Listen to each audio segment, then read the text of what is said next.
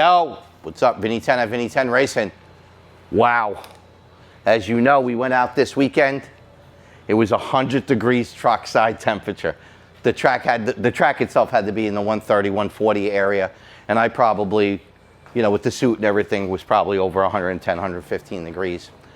The track just wasn't there, I don't think. Track wasn't there. But my Monday rant is, I suck. I just can't get this thing to 60 foot. We tried softening it, we tried hardening it. We got 4 passes, so you know we started at 10, we finished at 3 to get 4 passes in on a hot day. You know we were working hard. I mean, I lost 2 pounds and just sweating, you know. I woke up yesterday at, 190. When I finally got home, I was 198 pounds, so, and that was drinking as much water as possible. No excuses, we don't really have them here at Vinny 10 Racing. So bottom line here is I got to keep working. I got to keep trying. I got to keep experimenting with things. I don't know if it was the track that was shit or my setup was shit. But the track was definitely shit. Not blaming the track. I don't want people to go out there, oh, we were blaming the track. No, we're not blaming the track. It's 100 degrees. I mean, it's 100 degrees. I mean, they probably did everything they could to try to keep it going. And, with just some oil downs and, just didn't work out for us. So we'll be back at it. We're going to go to New England Dragway. I want to thank all my guys. I mean, the one thing that really did show is that this car just runs phenomenal. I mean, again, no overheating, no problems. We made 4 passes. We didn't do anything. I didn't even put gas in the car. We went out there with 10 gallons of gas in the cell, and we didn't even bother, changing spark plugs or, it didn't need anything. It just made 4 hits. It didn't need anything. It's running really well. Tranny's really in good shape. Motor's in good shape. Nothing falls off the car. I got to hand it to my guys who, couldn't even make, most of the guys couldn't even make it because they had other commitments. Obviously, we're chasing it every week. So, they're not waiting on me to live their lives, and I don't want them to. So, they had other commitments. But, Monday through Friday, Monday through Saturday, again, these are the guys that on a day like today, they're going to be working on the car later on today. It's 100 degrees. It's Monday. Everybody wants to go home early. Not happening. These guys are going to be dedicated. So, lots of shout outs to Yarrick, Joey, Lucas, Steve, even Kennedy. Kennedy helps us in the sense that if Kennedy wasn't here manning all these calls, Steve and I would have to be doing it. And so she's a great big help as well. And of course, always to my love, Christine, who, without this, I'm not organized enough. I'm not organized enough, not even close to be, making all the hotel reservations and all the shit she's got to get.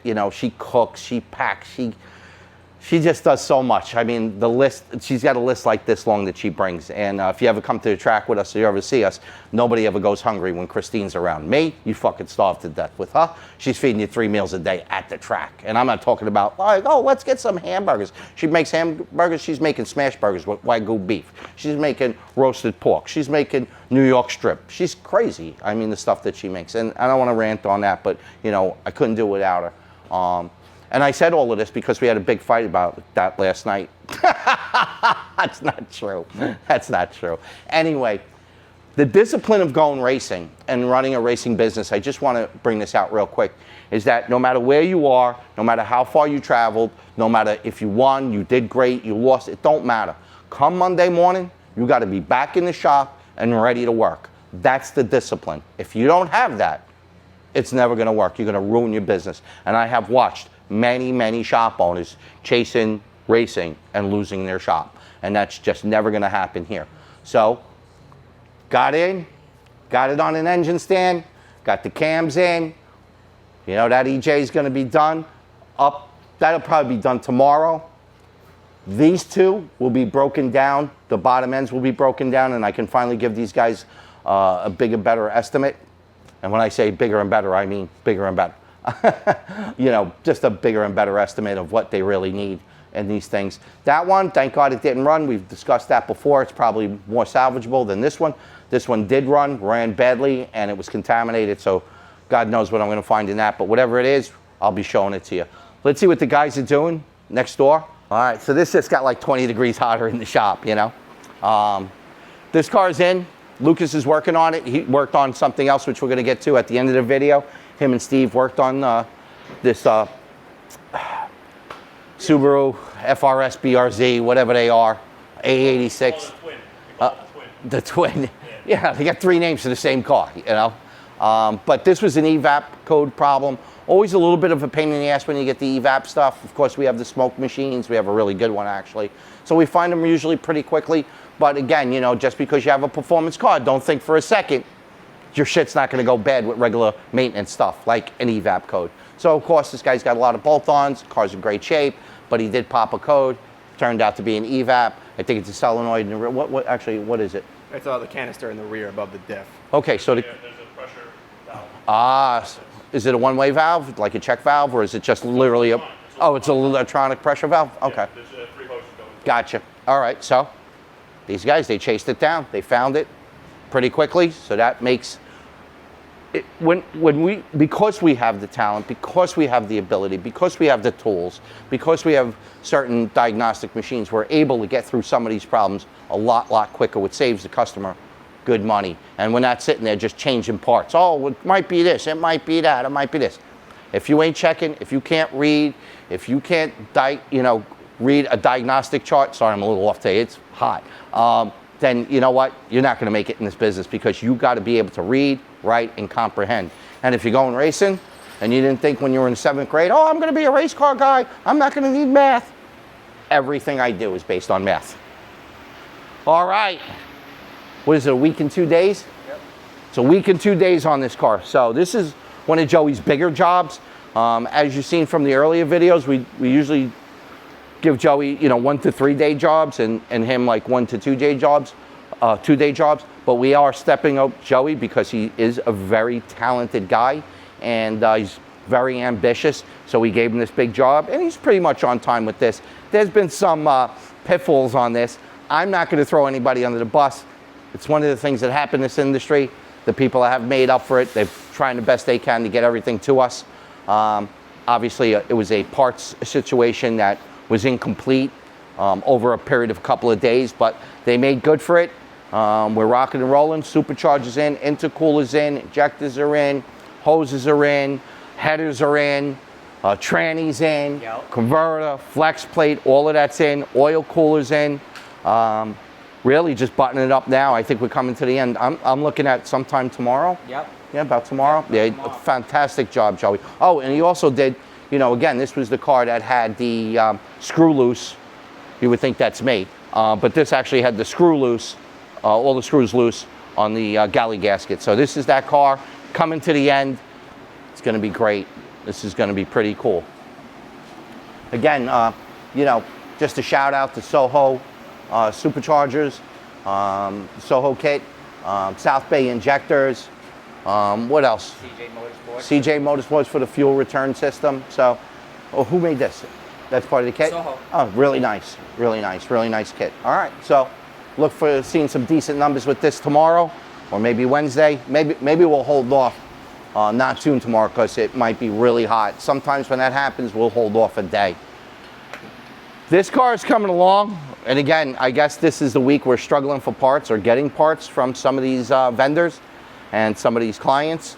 So, this is just one of those things where we're on the backside of getting parts. This car should have been done a couple of days ago. That car should have been done yesterday. Actually, probably before. If you had all the parts, when do you think that car would have been done, Joey? Would have been done a week and a half. Right, you would have been done on Friday, right? Yes. Yeah, I would think so too, and I agree with you. I agree with you. And it's like the same thing here. People don't realize, you jam us up for parts. It's like, the clock don't fucking stop ticking. It still fucking ticks. I still got to pay my guys. Now they're sitting around waiting for fucking parts. So you people that bring in parts, I know you're really excited about opening them. Don't open your fucking parts. Don't open them.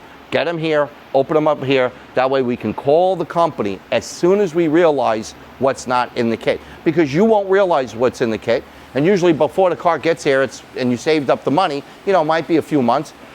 the thing might be moved around, whatever the case may be, but by the time it gets here, we got missing parts, and now it's a big struggle between convincing the manufacturer that they didn't put the parts on and convincing the customer that he didn't receive the parts. And now we're stuck in the fucking middle. So do us a favor, just bring us all the parts, we'll open them up right here, you can play with them, you can take pictures, you can molest them, I don't give a fuck what you do. Just be patient and don't open them up. All right. Here's my girl, you know, nothing, look at this, nothing wrong with it, nothing. I mean, you walk up this car and you could just smell there's nothing coming out of it, you know? When the people say, Vinny, you're always smelling cars. I'm like, yeah, nothing. There is nothing coming out of this car. It's just performing immensely well. It's just, I can't, it's like, the whole car works. The whole car works. Except for fucking right here. That's it. This part of the car don't work right now, and it's killing me. It's fucking killing me. But it's hard to make changes, like I said before, when the track is so greasy and shitty. So we'll see what New England Dragway gives us. It used to be called Epping, but now it's called New England. All right, here's the FRS BRZ AE86, whatever you want to call it.